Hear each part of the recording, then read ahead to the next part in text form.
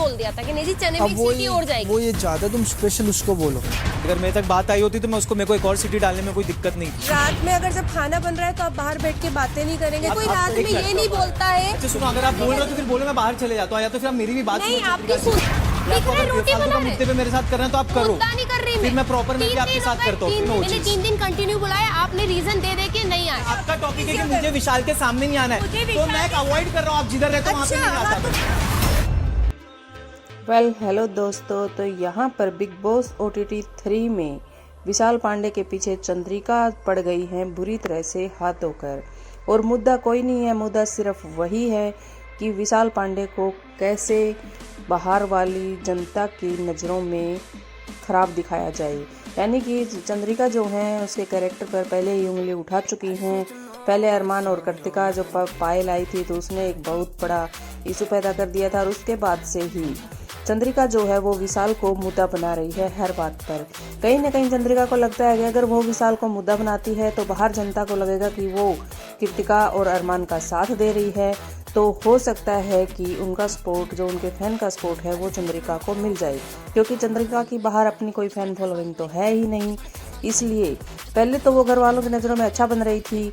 तो पूरे 2 वीक तक तो वो बहुत अच्छा बनकर रही, पूरी रसोई संभाली कि अगर मैं रसोई संभालती हूँ तो मुझे कोई घर से नॉमिनेट नहीं करेगा। लेकिन बाद में उसको पता चल गया कि नहीं, अकेले रसोई के दम पर वो घर में नहीं रह सकते, उसे कुछ न कुछ और करना पड़ेगा।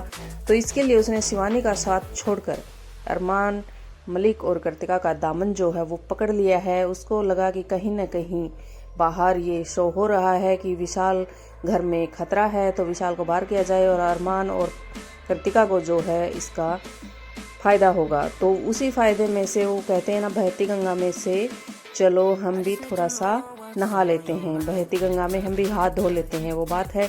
तो उसको लगता है, लेकिन ये सब उसको पता ही नहीं है कि बाहर वाली जनता जो है वो अरमान फैमिली पर काफ़ी भड़की हुई है विशाल को लेकर। यहाँ तक कि पायल ने भी माफ़ी मांग ली है कि जो भी मैंने किया है वो शायद गलत किया है, इसलिए अभी इस टॉपिक को बंद कर दो। पर चंद्रिका जो है वो तो कहते हैं ना कि चंद्रिका तो बोलती है कि मुझे तो सब पता है। मतलब वो इतनी ज्ञानी है कि उसे और किसी की बात ही नहीं सुननी है, और वो दल बदलू इतनी है कि उसने फिर सोचा कि किचन के दम पर तो ये सब होगा नहीं, तो क्यों ना विशाल को मुद्दा बनाया जाए और जो बाहर की जनता है उसको अपनी तरफ किया जाए।